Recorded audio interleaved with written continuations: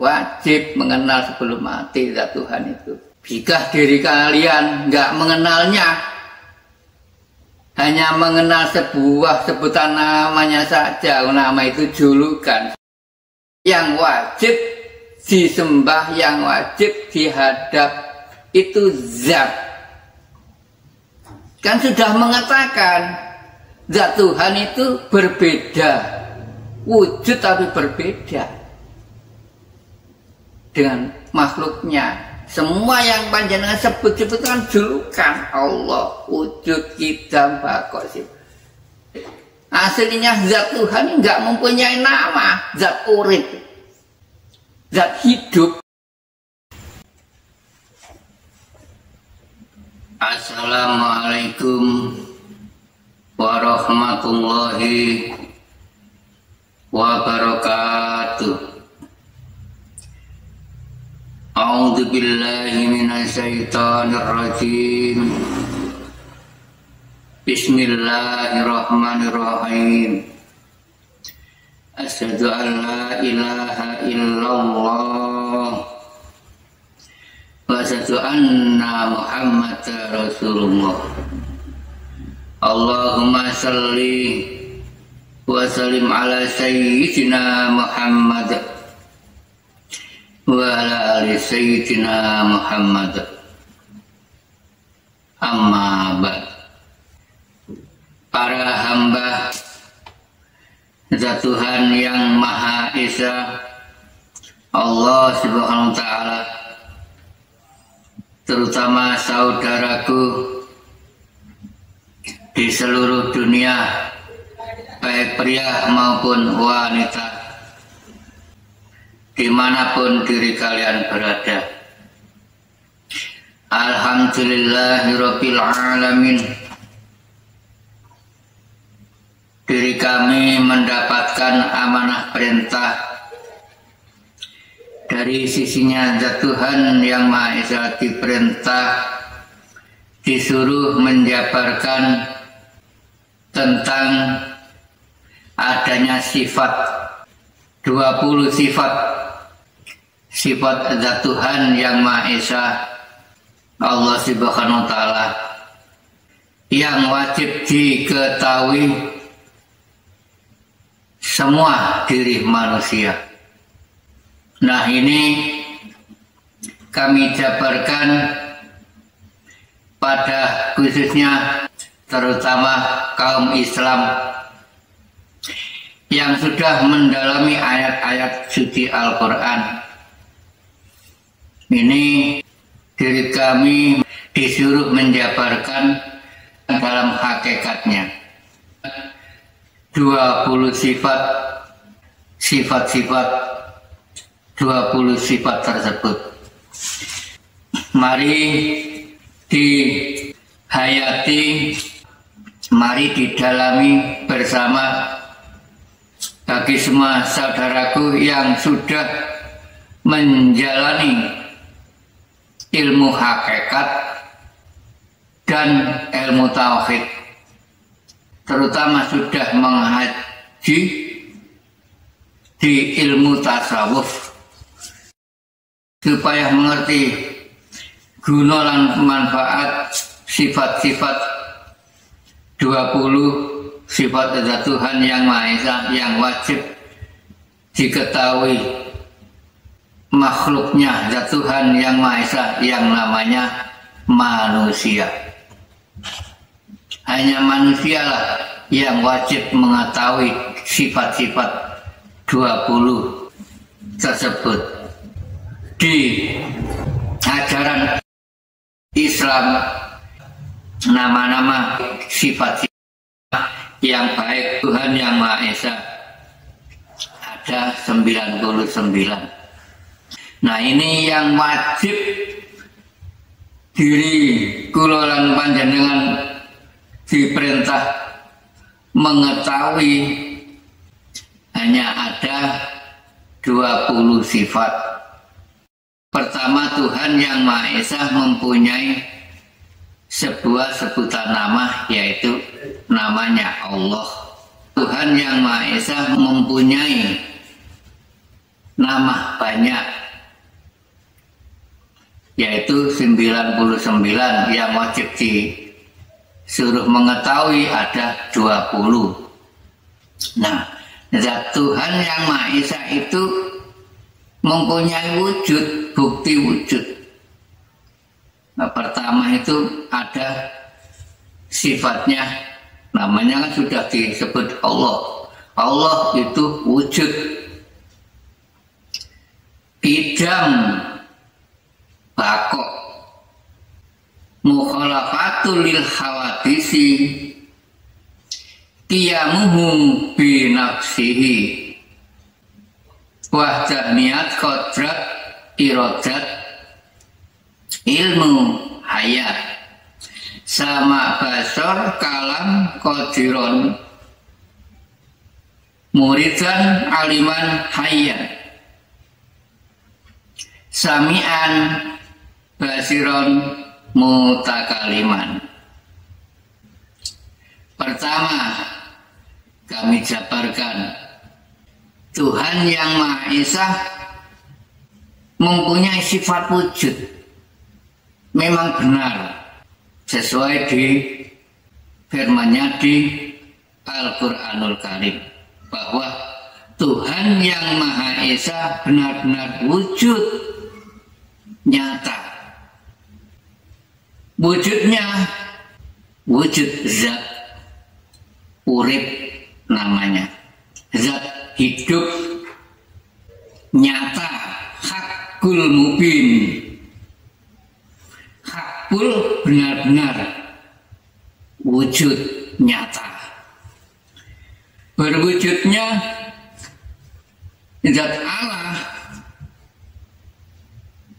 wujud mendahului semua makhluknya. Adanya sifat qidam itu, wujud qidam. Qidam ini dalam artinya mendahului diri kita semua. Tiada lagi di alam muka bumi ini yang awal, yang mendahului, nomor satu hanyalah zat Allah, zat hidup, zat urip. Hidupnya bako. Allah wujud qidam bako.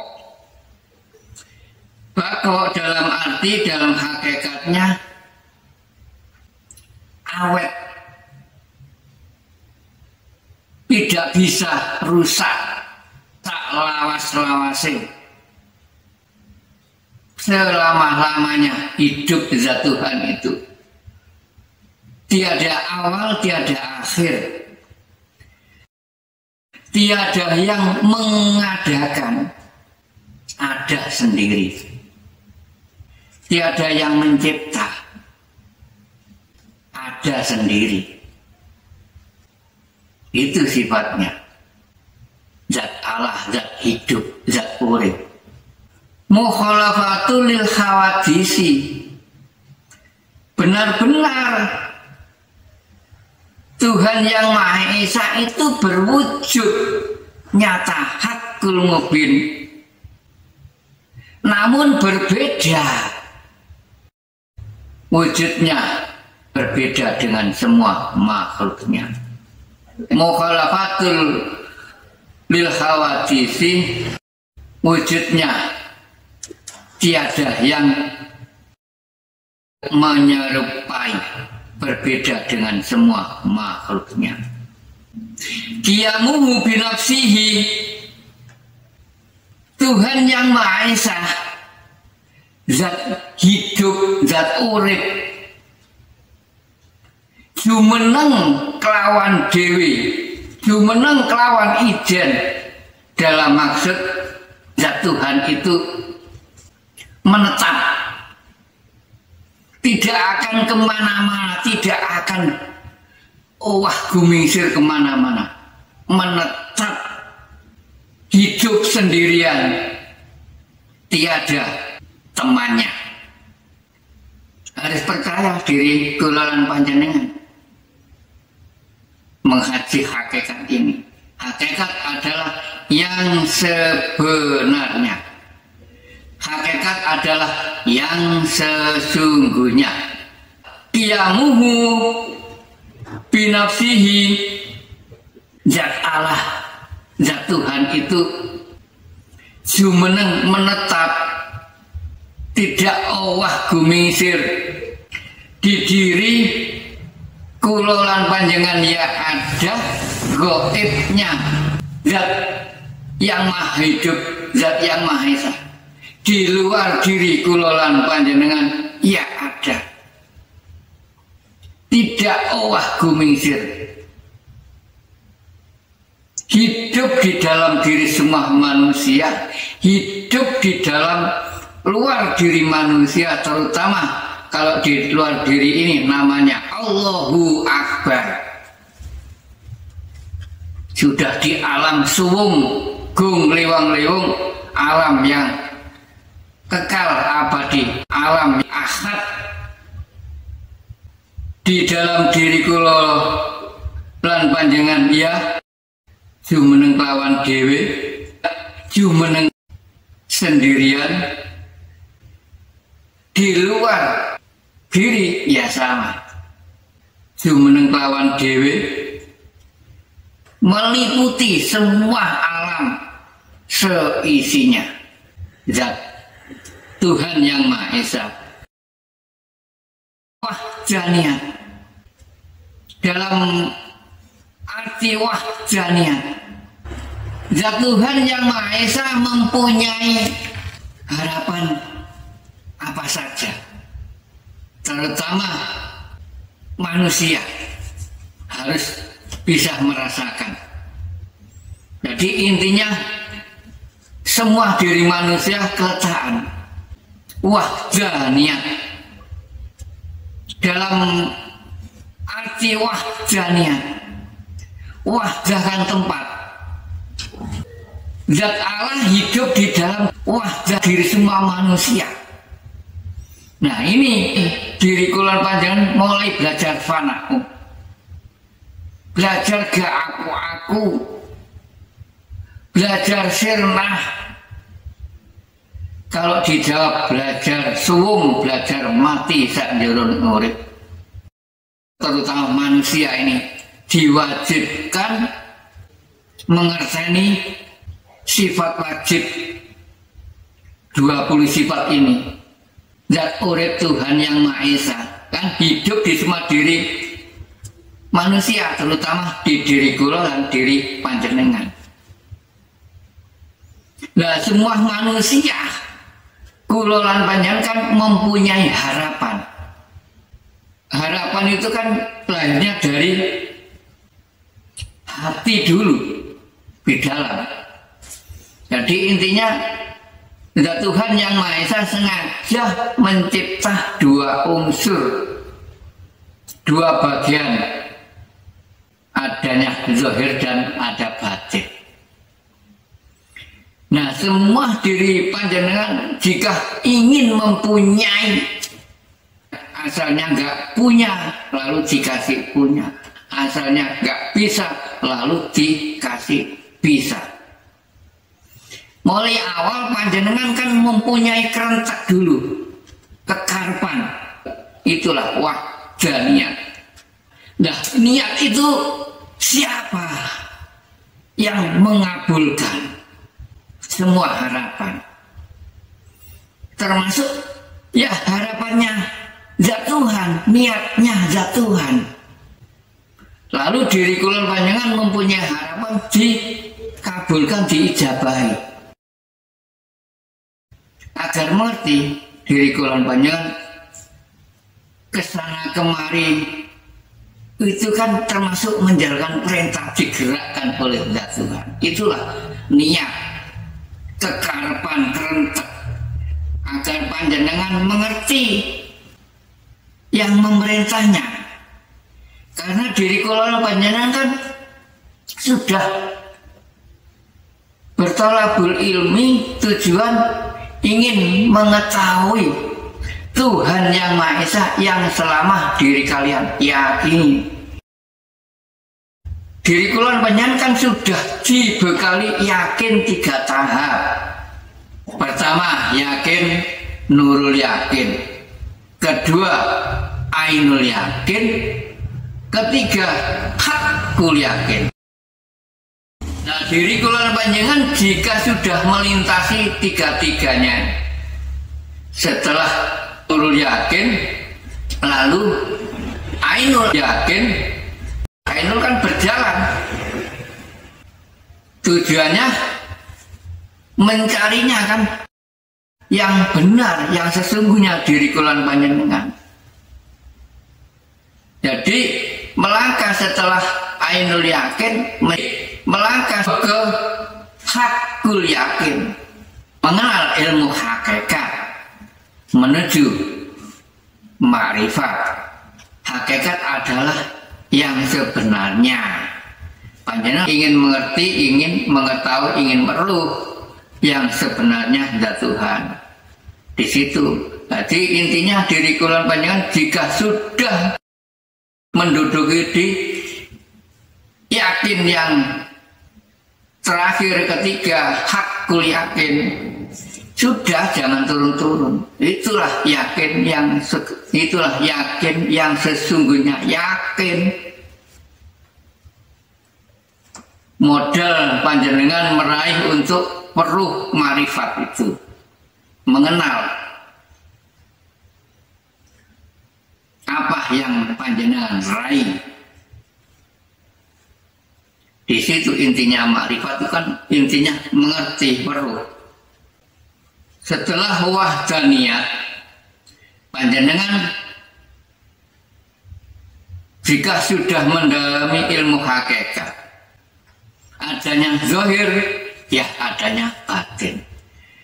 Adanya gerakan zahiri kan asal mula digerakkan oleh batin di dalam ini.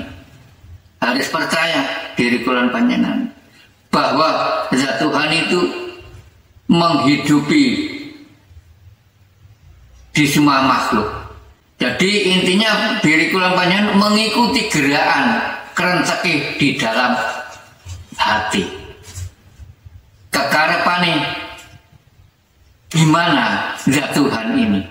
Diri kita ini kan diperintah, tujuannya mengikuti gerakan, diperintah apa saja agar mengerti diri kalian sejatinya perintah, mengerti yang memerintahnya. Setelah wahdaniyat, irodat itu dalam arti lah panjenengan diperintah, kuasa merintah zat Allah ini. Irodat itu kuasa merintah, merintah batin dan lahir.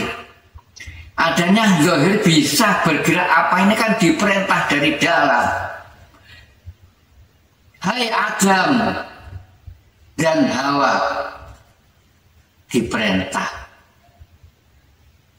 Manusia lelaki dan perempuan tak perintah. Memang kau satu-satunya makhluk yang sanggup menjalankan perintah khalifatul fil ardi, muka bumi ini. Yang sanggup hanya satu-satunya makhluk manusia. Manusia lelaki dan perempuan. Diperintah agar mengerti yang memerintah panjenengan. Irodat kang kuasa merintah. Siapa lagi? Ya zat Tuhan lah yang memerintah. Perintahnya di sini. Bukan manusia yang memerintah, gaib. Zat Tuhan. Di suara hati yang lembut. Sesuai di sifatnya wahdaniyat tadi.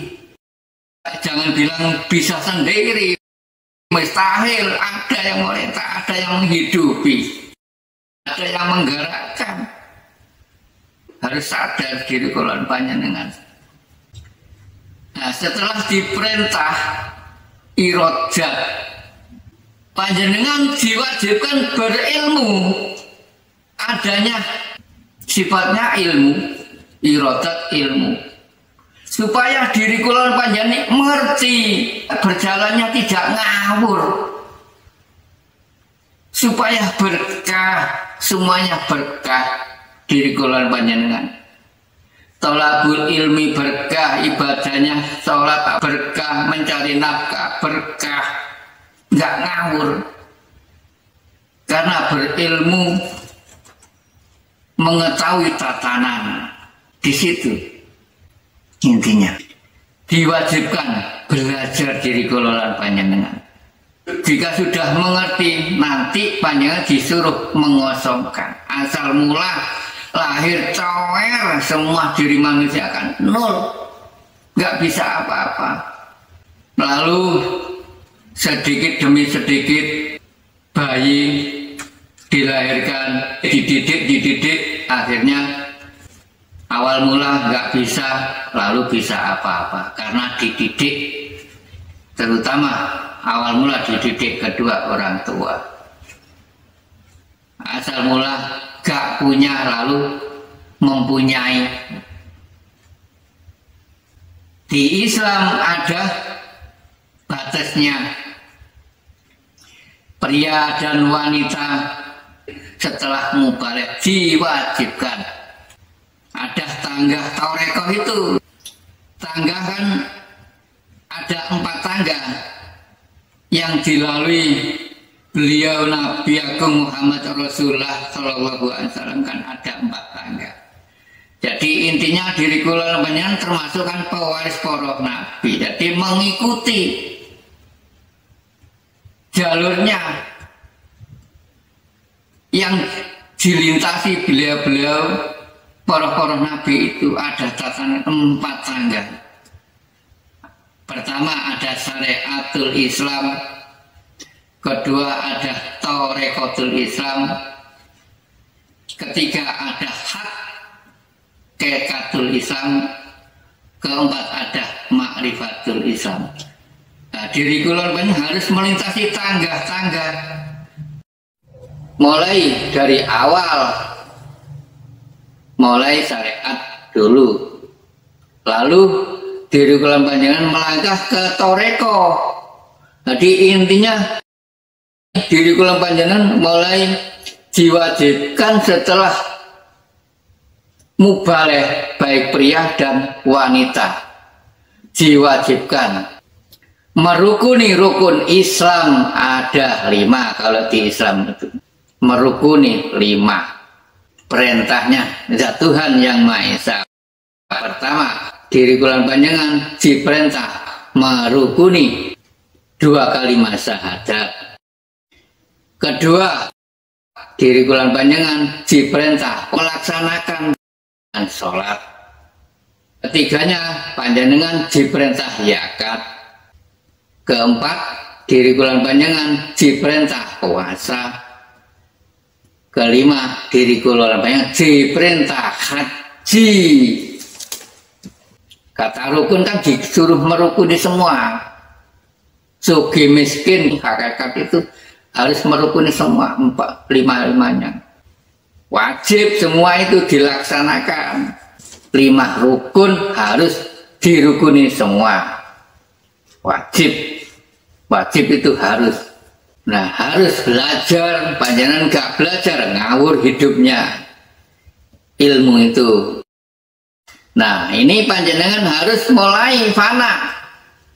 Jika ingin mengenal zat Tuhanmu, harus panjenengan melakukan mati sanjroning urip. Dikenal sebelum mati, dikenal sebelum panjenengan dimatiin oleh zat Tuhan yang Maha Esa.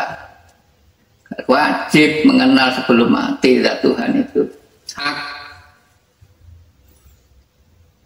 Jika diri kalian nggak mengenalnya, hanya mengenal sebuah sebutan namanya saja, nama itu julukan. Yang wajib disembah, yang wajib dihadap itu zat. Kan sudah mengatakan zat Tuhan itu berbeda, wujud tapi berbeda. dengan makhluknya. Semua yang panjenengan sebut-sebut kan julukan Allah, wujud, kidam, bakosip. Aslinya zat Tuhan nggak mempunyai nama, zat urip, zat hidup. Panjenengan agar mengerti semua di sifatnya. Panjenengan harus nggak aku belajar mati nih, sanjurung urip panjenengan melakukan fana sampai lahir dan batin ini nggak diakui. Badan seluruh tubuh kudur nggak diaku-aku. Walaupun toh diri kula dikasih bisa, walaupun toh diri kula dikasih punya segala apa, pasrahkan, jangan diakui. Mengaku nggak punya, mengaku nggak bisa. Itulah intinya. Diri kula panjenengan mati sak jeroning urip, tinggalkan semua. Semua itu kan amanah, termasuk titipan. Nggak ikut punya, semua milik zat Tuhan. Nah, setelah ilmu hayat, urip berarti hidup lewat hidung. Awalnya kan lewat hidung. Panjenengan harus mengetahui yang di muka ini, di kepala panjenengan. Nanti duduknya di 4 ini. Pertama, hidup kan lewat hidung. Zat Tuhan lewat hembusan napas panjenengan ini. Akhirnya panjenengan bisa mengambu, mencium segala bau, segala rasa. Akhirnya diri kula bisa merasakan dalam hati. Ya kan? Itulah intinya. Hayat, hidup. Akhirnya diri kula bisa merasakan dari hidung. Terus panjenengan kasih hidup, bisa hayat, disuruh menghayati panjenengan dalam maksud hayat itu. Akhirnya panjenengan bisa menghayati, bisa merasakan bahwa yakin kalau tak Allah hidup di diri kula lan panjenengan. Harus fana, jangan diakui semua ini nanti. Setelah hayat, panjenengan dikasih basor, artinya melihat. Panjenengan dikasih mata, bisa melihat segalanya, bisa melihat mata zahir, bahkan mata batin. Zahir dan batin bisa melihat. Siapa yang maha melihat? Lah pasrahkanlah zat Tuhan yang maha kuasa, yang maha bisa melihat. Diri kita ini bisa melihat karena dikasih bisa melihat. Jangan diakui semuanya seutuhnya, hanya sekedar saja. Setelah itu pasrahkan, hanya milik zat Tuhan yang maha bisa melihat itu. Lalu setelah basor, sama diri kelompoknya dikasih 2 telinga, akhirnya bisa mendengar bunyi suara apa saja. Siapa jika gak kekuatan zat Tuhan itu yang maha bisa segala-galanya, akhirnya panjenengan dikasih bisa mendengarkan suara apa saja ini. Siapa yang maha bisa mendengar? Zat Tuhan. Diriku hanya mengikut saja, dikasih bisa mendengar. Yang ngasih bisa ya zat Tuhan lah, yang maha esa. Itu intinya. Pada akhirnya setelah panjenengan menghambu, mencium, merasakan, melihat apa yang ada, mendengar suara apa, lalu panjenengan bisa mengatakan huruf itu, keluarnya huruf A, I, U, ada huruf alif, A, Ba, Ta, Saja. Ini lahir dari kalam. Mulut diri kulan panjenengan kalam, swara. Nah, suara siapa yang bilang ini? Semuanya karena dari sini loh, kerentek tadi. Bisian hati. Dari dalam ini awal mula zahir bisa segalanya empat tadi. Bisa mengambu, bisa melihat, bisa mendengar. Akhirnya bisa mengatakan. Kalam mengucap diri kula panjenengan itu. Qadiran yang maha menguasai, dalam arti dalam hakikatnya yang maha menguasai di alam muka bumi ini. Tiada lagi kecuali zat Tuhan yang Maha Esa. Dalam arti menguasai, meliputi semua makhluknya, semua ciptaannya, meliputi, menghidupi, mencukupi, pokoknya segala-galanya. Qadiron kang maha menguasai segala-galanya. Muridan kang duweni kekarepan marang semua makhluknya. Kok muridan? Murid, apa kata murid? Termasuk ya anak lah. Anak murid harus panjenengan patuh kepada Bapa Agung. Ya Gusti Allah lah, maha segalanya. Ya bisa dikatakan memang anak Allah. Kalau di selain Islam kan dibilang begitu. Selain agama Islam, anak Allah. Ya benarlah. Siapa yang mengadakan diri kula panjenengan jika gak ada Tuhan yang Maha Esa? Kedua orang tua panjenengan ini hanya apa? Selangan. Dirinya yang gak ikut punya. Memang itu gandengannya, kekasihnya adanya Muhammad. Gandengannya Allah, adanya Adam dan Hawa. Ya adanya Allah dan Muhammad. Memangnya zat Tuhan yang Maha Esa menciptakan di alam muka bumi ini semua dua unsur, semua ada gandengannya. Termasuk dikatakan anak Tuhan ya nggak apa-apa. Memangnya itu yang nyipta. Siapa kedua orang tua panjenengan masa bisa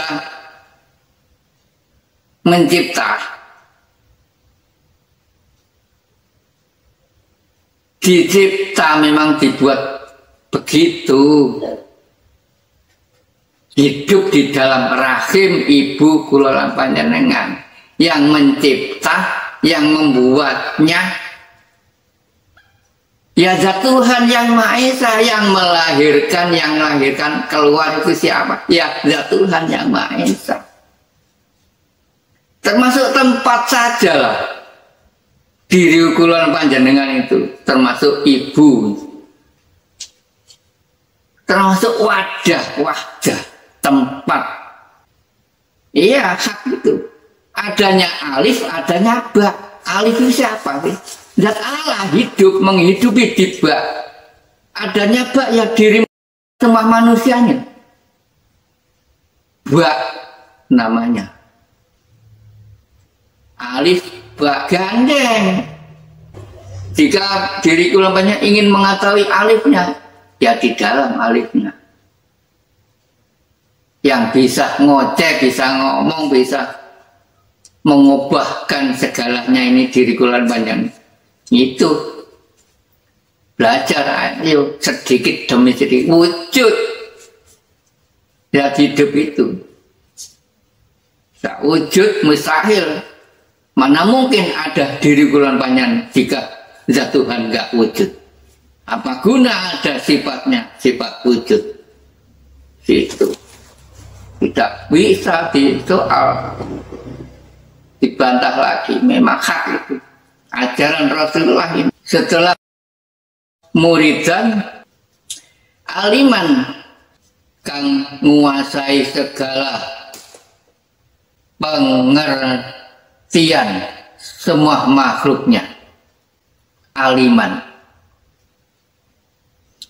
zat Tuhan yang Maha Esa, Maha menguasai, Maha mengerti apa harapan panjenengan, apa niat panjenengan, apa tumindak panjenengan, itu sudah mengetahui. Aliman, mengetahui segala-galanya. Zat Tuhan yang Maha Esa itu bisa mengetahui, bisa mengatur, menguasai diri kula panjenengan, menjadi raja dan menjadi ratu. Di situ intinya, kul a'udzu birabbinas malikinas ilahinas. Gusti Allah Maha memelihara segala-galanya, menguasai, menjadi raja dan ratu di diri semua manusia. Siapa? Ya ilahi.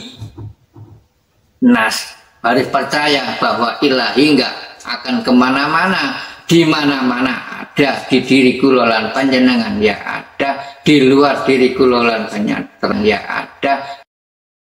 Terutama Sang Maha Hidup, Sang Maha Urip, Zat Tuhan. Setelah aliman hayyun kang menguasai urip dan pati semua makhluknya, loh. Hayyun, hayat. Saya jabarkan, yang Maha menghidupkan, ya Maha mematikan. Ini dari keluar masuknya napas ini harus panjenengan rasakan.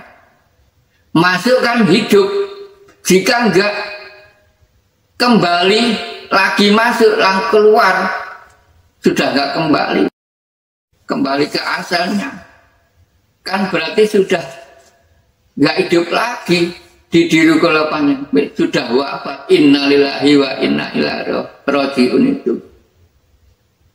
Jadi intinya Maha Kuasa menghidupi, Maha Kuasa mematiin, Zat Tuhan itu. Setelah panjenengan hirup lalu tiup, dihirup-tiup. Nah, masa di situ? Itu hidup Zat Tuhan, jangan enak-enak.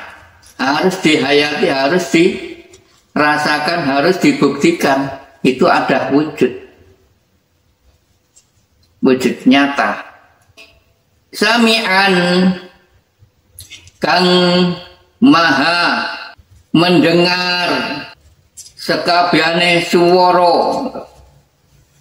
Zat Tuhan itu sudah mengetahui, Maha mendengar suara apa saja.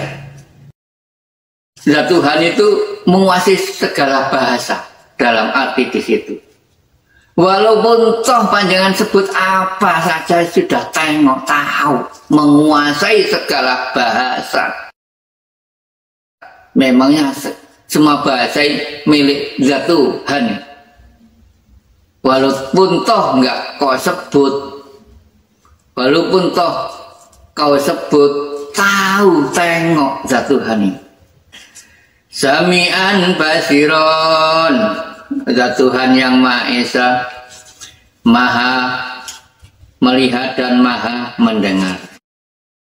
Ya waruh, ya ngerteni ngerungokno, mengerti segala apa gerak-gerik diri kulon panjenengan itu. semua mengerti, semua mengetahui, maha melihat dan maha mendengar. Tingkah laku panjenengan, walaupun toh panjenengan berbisik apa, tahu. Karena Zat Tuhan maha berbahasa. Bahasa apa saja itu dikuasai Zat Tuhan. Semua bahasa milik Zat Tuhan. Jadi intinya di situ.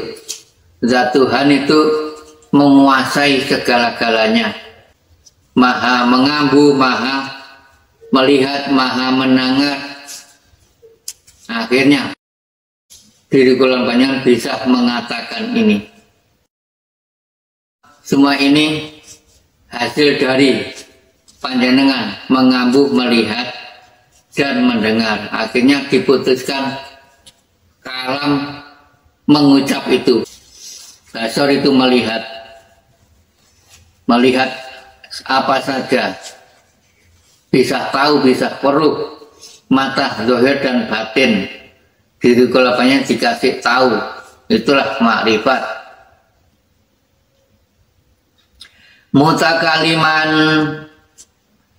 kang kuasa merintah semua makhluk. Mutakaliman kang kuasa merintah semua makhluk. Jadi intinya Zat Tuhan itu berkuasa memerintah semua makhluk. Semua makhluknya itu diperintah. Bukan hanya manusia saja yang diperintah. Semua makhluk diperintah. Perintahnya nggak sama. Semua diperintah.